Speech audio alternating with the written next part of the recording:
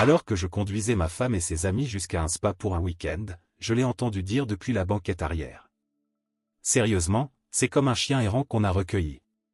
Tu lui donnes à manger et il remue la queue. Tellement facile à contrôler. Un silence s'est installé dans la voiture pendant quelques secondes, puis elles ont éclaté de rire. Quand on est arrivé, elle ne m'a même pas dit merci. Elle a juste claqué la porte en disant « N'oublie pas de laver les draps avant que je rentre. » Il pue ta crasse. Je n'ai rien dit pendant tout le trajet. Je ne sais même pas comment j'ai réussi à conduire après ça. Mais ce soir-là, pendant que je lavais les draps comme elle me l'avait demandé, quelque chose s'est brisé en moi. Si elle voulait un chien recueilli, très bien. Elle allait découvrir que même un chien peut mordre quand on le pousse à bout. Je ne sais même pas par où commencer cette histoire, mais j'essaie encore de digérer tout ce qui s'est passé ce week-end. Mes mains tremblent littéralement pendant que j'écris. Je suis marié avec Valdineia depuis 8 ans. On a tous les deux un peu plus de 30 ans, et je pensais que tout allait bien entre nous. Rien de parfait, mais dans la norme, tu vois. Vendredi a commencé comme n'importe quel autre jour. Je me suis levé à 5h30, j'ai fait du café et je suis resté sur mon téléphone pendant que Valdineia dormait encore. Ça fait environ 2 ans qu'on a des routines séparées le matin. Elle dit que mes réveils matinaux perturbent son sommeil, alors on utilise des alarmes différentes. Pas de problème. Tout pour la paix du couple. Vers 8h, je l'ai entendu bouger à l'étage, sa musique à fond sur le Bluetooth pendant qu'elle préparait ses affaires pour ce fameux week-end entre copines au spa. Un événement chic, prévu depuis des mois. Rien à redire. Elle mérite une pause. Tout le monde en mérite une. Quand elle est descendue avec sa valise de luxe, celle que je lui ai offerte à Noël dernier, qui coûtait plus cher qu'une mensualité de ma camionnette. Elle a lâché comme si de rien n'était que le mari d'une des amies s'était désisté. Puis est venu le fameux « Tu pourrais nous emmener ? C'est juste 5 heures de route, et après tu auras tout le week-end tranquille. » J'ai hésité. Ça faisait beaucoup de route en une journée, et j'avais prévu d'aller pêcher avec Hugo samedi. Mais Valdineia a ce truc de pencher un peu la tête et faire une petite moue, bref, j'ai cédé. Comme toujours. Et tu vas voir que c'est important, ça. À 10h, on était déjà sur la route. Valdineia à côté de moi, et ses amies Laura, Ale et Ruth tassées à l'arrière avec les valises et une glacière pleine de snacks. La première heure s'est passée tranquillement. Musique, bavardage sur des sujets normaux. Je suis resté silencieux, concentré sur la route pendant qu'elles parlaient de gens que je ne connais même pas. Vers la 3e heure, elles avaient déjà bu 2 de ces sachets de margarita prêts à boire, pas assez pour être saoules, mais juste assez pour parler fort et oublier que j'étais là. Et c'est là que c'est arrivé. Elles parlaient de relations. Laura se plaignait que son copain ne l'écoutait jamais, qu'elle devait toujours tout réclamer. Et Valdineia, ma femme, sort ça. Sérieusement, c'est comme un chien recueilli. Tu lui donnes à manger et il remue la queue. Facile à contrôler. Le silence a duré 3 secondes. Puis, elles ont toutes explosé de rire. Toutes. J'ai senti mes mains se crisper sur le volant. Mais je n'ai rien dit. J'ai continué à conduire, faisant semblant de n'avoir rien entendu. Même si mon visage devait être en feu. Elles ont dû comprendre que j'avais entendu, parce qu'elles ont vite changé de sujet. Mais le mal était fait. Pendant les 2 heures suivantes, cette phrase n'arrêtait pas de tourner en boucle dans ma tête. Chien recueilli. Facile à contrôler. 8 ans. 8 putains d'années ensemble, et c'est comme ça qu'elle me voit. Comme un animal pathétique qu'elle a domestiqué. J'ai continué à conduire. Je répondais à leurs questions par oui ou non, quand c'était nécessaire. Mais à l'intérieur, j'étais anesthésié. Quand on est arrivé au fameux resort en montagne, que du verre, de la pierre, du luxe à perte de vue, sûrement plus cher par nuit que mon crédit mensuel, elles étaient déjà en train de sortir les bagages. Je suis descendu pour aider, mais elles avaient déjà tout pris. Valdineia ne m'a même pas regardé. Elle a juste crié par-dessus son épaule. N'oublie pas de laver les draps avant que je rentre, il pue ta crasse. Et elle a rigolé. Tout ont rigolé. Je suis resté planté là, à côté de la voiture, pendant que les gens entraient et sortaient du resort, avec l'impression de m'être pris un coup de poing dans l'estomac. 8 ans, et même pas un « merci » pour les 10 heures de route que j'ai faites. Juste un « il pue ta crasse ». Le retour a été les 5 heures les plus longues de ma vie. Pas de musique. Pas de podcast. Juste moi et mes pensées, sur une route vide. Chaque conversation, chaque dispute, chaque concession que j'ai faite au fil des années, tout m'est revenu en mémoire, mais avec un nouveau filtre. Et si elle m'avait manipulé tout ce temps? Tu te souviens quand j'ai arrêté de sortir avec mes potes parce qu'elle disait que c'était immature? Ou comment on passe toujours les fêtes avec sa famille parce que la mienne est trop bordélique? Ou encore quand je voulais utiliser mon bonus pour retaper ma vieille voiture, mais que l'argent est finalement allé dans des nouveaux électroménagers? Quand je me suis garé dans le garage, il était déjà presque minuit. La maison, elle semblait différente. Plus froide. Je suis passé de pièce en pièce, comme si je les voyais pour la première fois. Comme le fait qu'il n'y ait aucune photo de ma famille nulle part. Comme le fait que mes affaires soient toujours planquées dans des tiroirs, cachées, pendant que les siennes sont bien en évidence. Même la cafetière, c'est le modèle qu'elle a choisi, pas le modèle simple que je voulais. Je me suis assis à l'ordinateur de bureau pour vérifier mes emails avant d'aller me coucher. Le portable de Valdineia est protégé par un mot de passe, ce qui, déjà en soi, est un gros drapeau rouge. C'est là que j'ai remarqué qu'elle avait oublié de se déconnecter de son compte sur les réseaux sociaux. Je n'ai jamais été du genre à fouiller dans les affaires des autres. Mais après ce que j'ai entendu dans cette voiture. 2 heures plus tard, j'étais encore en train de faire défiler l'écran. Des années de messages entre elle et ses amis. Des messages à propos de moi. Elle racontait comment elle m'avait dressé pour lui donner tout ce qu'elle voulait. Comment elle lançait des disputes exprès chaque fois que j'essayais de parler de quelque chose qui comptait pour moi. Comment elle et Laura se moquaient de leur projet, en l'occurrence, moi et le copain de Laura. C'était comme lire l'histoire d'un inconnu. Ou pire, lire ma propre histoire à travers les yeux de quelqu'un qui me voit comme une blague. Je n'ai pas réussi à dormir cette nuit-là. Mais au matin, quelque chose en moi avait changé. La douleur était toujours là. Mais en dessous, il y avait autre chose. Quelque chose de chaud et tranchant. Quelque chose qui rendait mes mains fermes, et non plus tremblantes. C'est là que j'ai pris ma décision. Fini d'être le petit chien recueilli de quelqu'un. Ce matin, j'ai appelé Hugo. Je vais avoir besoin de son aide. Valdineia rentre lundi, en pensant que son petit animal bien dressé l'attendra à la maison en remuant la queue. Mais elle va avoir une surprise. Mise à jour 1. Waouh!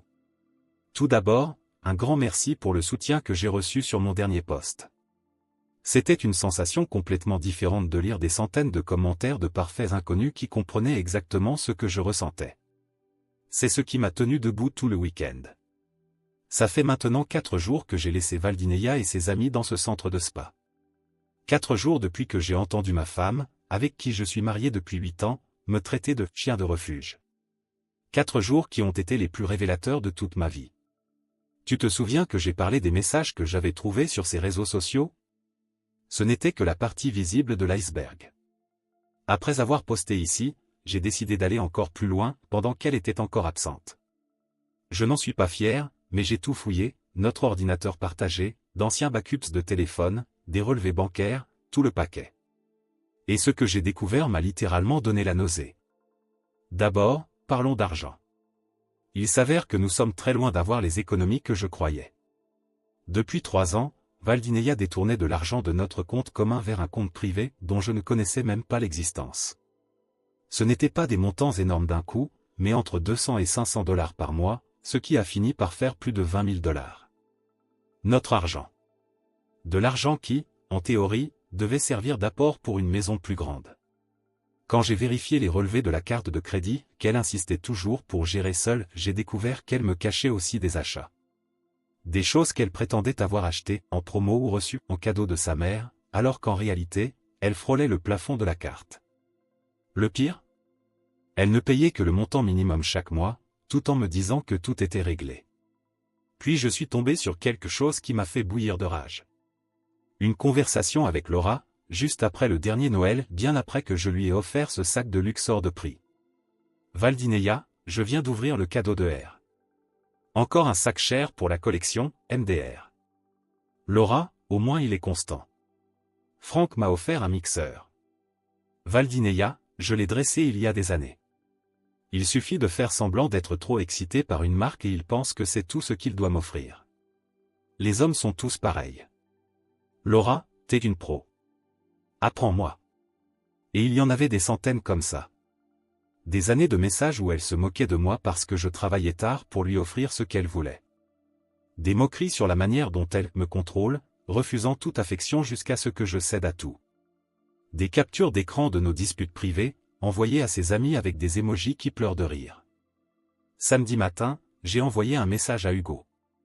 Il est venu avec du café et est resté avec moi pendant que je lui montrais tout. Hugo nous connaît tous les deux depuis des années, donc au début, il pensait que j'exagérais. Puis je lui ai montré une vidéo que Valdineia avait envoyée à Laura il y a 2 mois. Valdineia me filmant pendant que je réparais une fuite sous l'évier de la salle de bain. Elle imitait mes gestes et faisait des grimaces dans mon dos. On pouvait entendre Laura rire à travers l'appel vidéo. Le visage de Hugo a tout dit.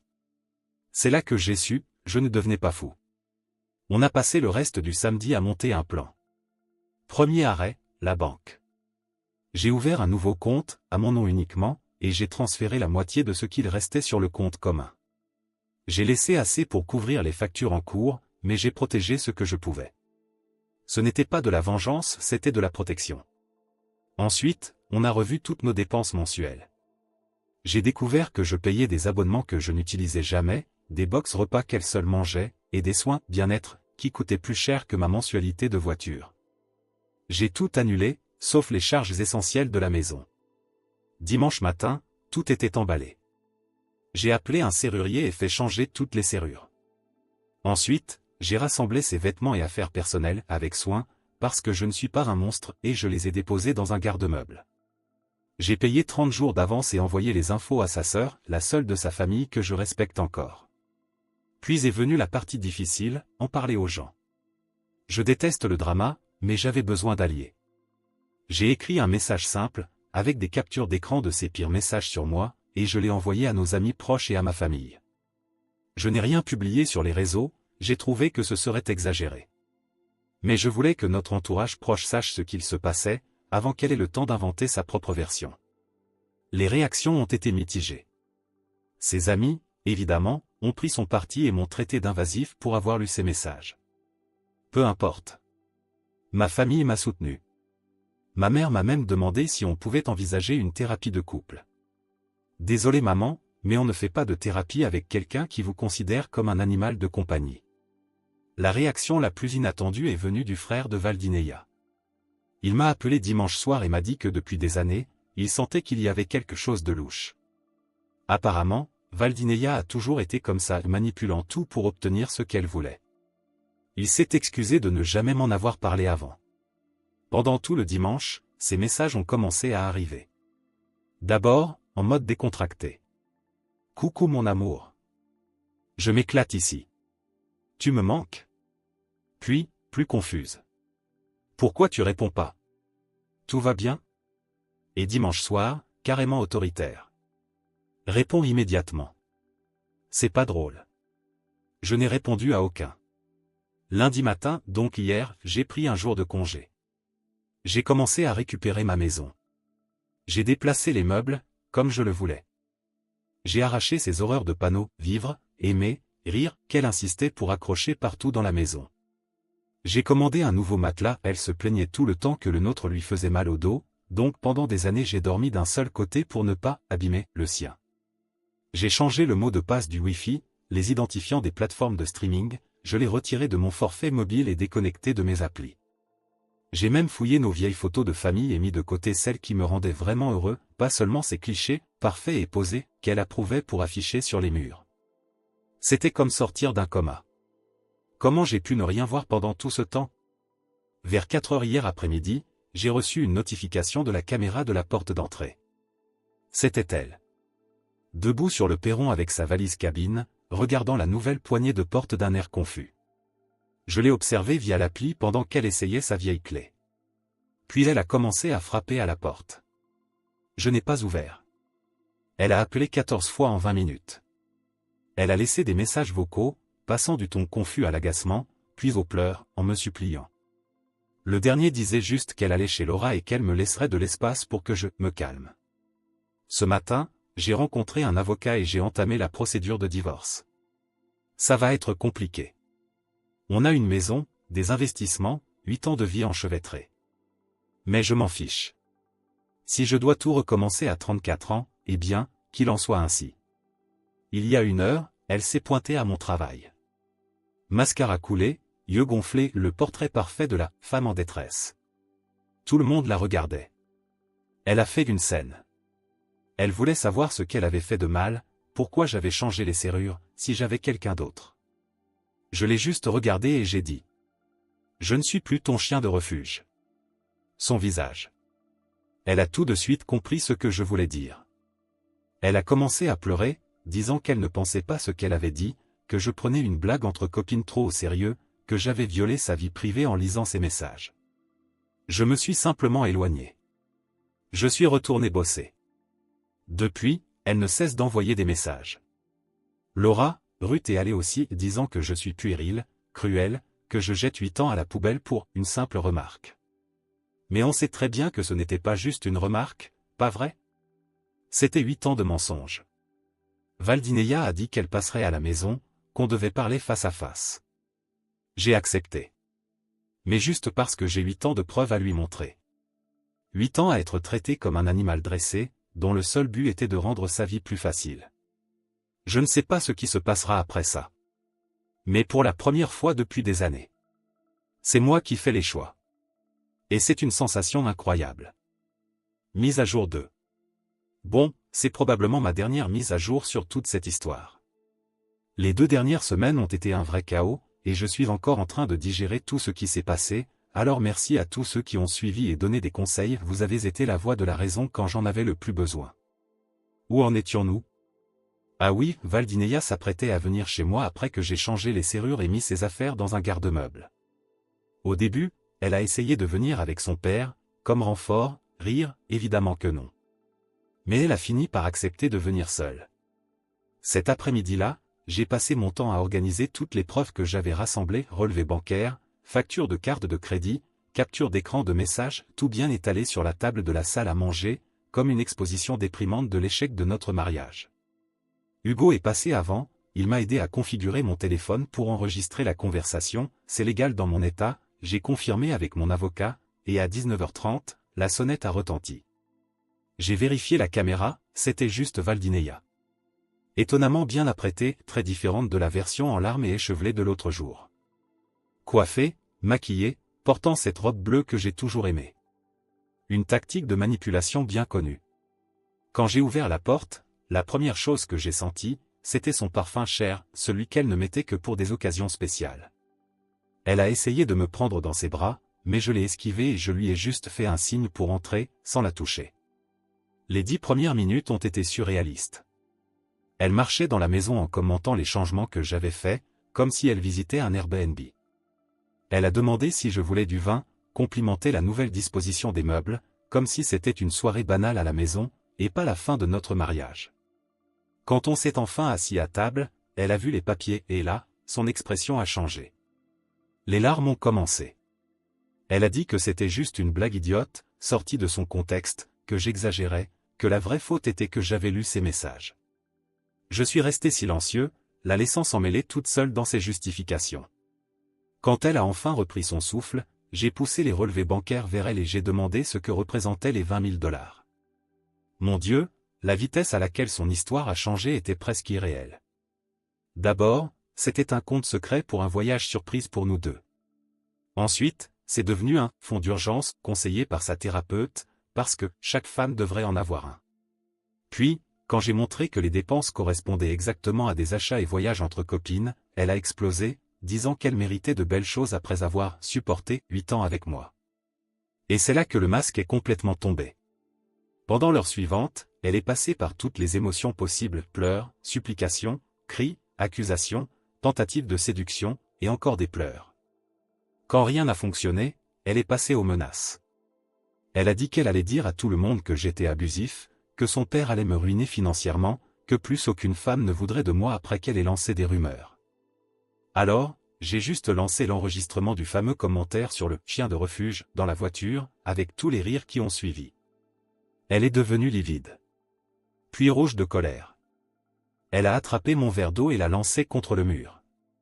Et à ce moment-là, la sonnette a retenti de nouveau.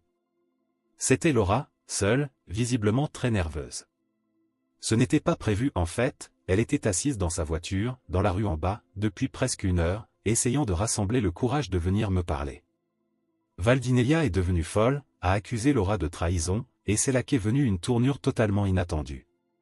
Laura avait apporté ses propres preuves, des captures de conversation que je n'avais pas vues, y compris des messages envoyés par Valdineia pendant leur week-end au spa, où elle se vantait de me tromper avec son patron, disant qu'elle attendait juste une promotion promise pour faire un upgrade. Il y avait aussi des photos clairement pas professionnelles. Je me suis simplement assis sur le canapé, et j'ai ri. Oui, j'ai ri. 8 ans de ma vie avec quelqu'un qui me voyait comme un tremplin. Laura m'a regardé, puis a regardé Valdineia, et a demandé. Pourquoi tu ferais ça à quelqu'un qui t'a toujours traité avec tant de respect? Elle a dit qu'elle se sentait coupable depuis des mois de voir Valdineia me manipuler et se moquer de moi, et que le commentaire dans la voiture avait été la goutte de trop. Valdineia a pété les plombs, a insulté Laura de tous les noms, en disant qu'elles étaient amies depuis 15 ans et que c'était comme ça qu'elle la remerciait. Laura a simplement répondu, à voix basse. Peut-être qu'on n'aurait jamais dû être amis aussi longtemps. Après que Laura soit partie, Valdineia a tenté une dernière manœuvre. Elle a dit qu'elle avait besoin d'aide financière, le temps de se remettre sur pied, qu'on pouvait faire un accord de séparation sans avocat, qu'elle signerait n'importe quoi si je lui redonnais accès à nos comptes. Je lui ai tendu la carte de visite de mon avocat et je l'ai raccompagnée jusqu'à la porte. Elle est restée debout sur le perron, en pleurs cette fois, pour de vrai, me demandant si 8 ans ne voulaient vraiment rien dire pour moi. Et j'ai juste répondu. Il voulait tout dire. C'est pour ça que ça fait si mal. Puis j'ai fermé la porte. Ces 2 dernières semaines ont été un mélange de paix et de chaos. Paix, parce que je redécouvre qui je suis sans quelqu'un pour me critiquer à chaque instant, et chaos, parce qu'un divorce est un processus compliqué, surtout quand l'autre personne résiste à chaque étape. Valdineia a tout essayé avec nos amis et notre famille, elle a dit à certains que j'avais eu une aventure, à d'autres que je faisais une crise mentale. La plupart ont compris la vérité, surtout après que j'ai partagé les captures d'écran, mais même ainsi, c'est épuisant. Séparer nos finances a été un cauchemar. Elle a quand même réussi à dépenser $2000 de plus sur notre carte commune avant que je ne puisse la bloquer définitivement. Mon avocat m'a dit que cela pourrait être pris en compte dans le partage du divorce, mais honnêtement, ça me met encore hors de moi. La semaine dernière, son père m'a appelé. Je pensais qu'il allait me menacer, mais non. Il a appelé pour s'excuser. Il m'a dit que lui et la mère de Valdineia avaient passé leur vie à couvrir ses comportements, et qu'il regrettait que j'ai eu à en subir les conséquences. Aussi étrange que cela puisse paraître, cette conversation m'a plus secoué que tout le reste. Elle m'a fait comprendre que Valdineia ne changera probablement jamais. Ça fait maintenant 6 semaines depuis ce jour dans la voiture. Le divorce avance. Nous allons vendre la maison et partager les bénéfices en déduisant ce qu'elle a dépensé, d'après l'avocat. En attendant, je loge temporairement chez Hugo, en cherchant un appartement. Et hier soir, je suis allé à mon premier rendez-vous depuis la fac qui n'était pas avec Valdineia. Rien de sérieux, juste un café avec quelqu'un que m'a présenté un ami. C'était un peu étrange, un peu inconfortable. Mais c'était aussi agréable. Agréable de s'asseoir et de discuter avec quelqu'un qui semblait vraiment intéressé par ce que j'avais à dire. Je n'ai aucune idée de ce que l'avenir me réserve, mais une chose est sûre. Je ne serai plus jamais le chien de secours de personne. J'ai commencé à poser des limites avec tout le monde dans ma vie. J'ai perdu quelques amis qui, en réalité, n'étaient que des amis du couple. Mais ceux qui sont restés sont ceux qui comptent vraiment. Et si vous traversez quelque chose de similaire, si vous vous demandez si vous exagérez, écoutez votre instinct. Si quelque chose vous semble faux, c'est probablement parce que ça l'est. Vous méritez mieux que d'être le projet ou le punching ball émotionnel de quelqu'un.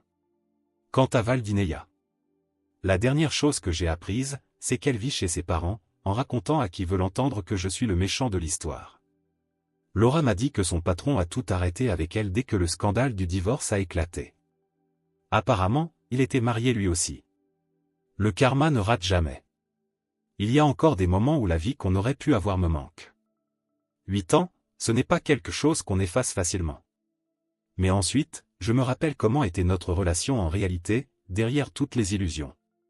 Et je suis sûr d'avoir fait le bon choix. Merci de m'avoir écouté, Reddit. Vous avez été mon thérapeute pendant toute cette épreuve. Je ne posterai peut-être plus de mise à jour, sauf s'il se passe quelque chose de vraiment important. Mais sachez juste une chose. Votre soutien m'a aidé à retrouver mon courage au moment où j'en avais le plus besoin. Commentaire Monsieur Reddit. Cette histoire montre que parfois, la douleur est le premier pas vers le respect de soi. Le protagoniste a perdu 8 ans avec quelqu'un qui ne l'a jamais vraiment apprécié, mais il a eu le courage de dire stop et de recommencer. Et c'est quelque chose que beaucoup de gens ont peur de faire. Si vous êtes dans une relation où vous vous sentez rabaissé, utilisé ou invisible, il est peut-être temps de vous demander, et moi, dans tout ça? Personne ne mérite de vivre comme le projet de quelqu'un d'autre. Et vous, qu'auriez-vous fait à sa place? Si vous avez aimé la vidéo, laissez un like et n'oubliez pas de vous abonner à la chaîne pour plus d'histoires et de discussions intrigantes. Et n'oubliez pas d'écouter notre podcast pour plus d'histoires inspirantes comme celle-ci, le lien est dans la description et dans la carte à l'écran. Merci d'avoir regardé et à la prochaine.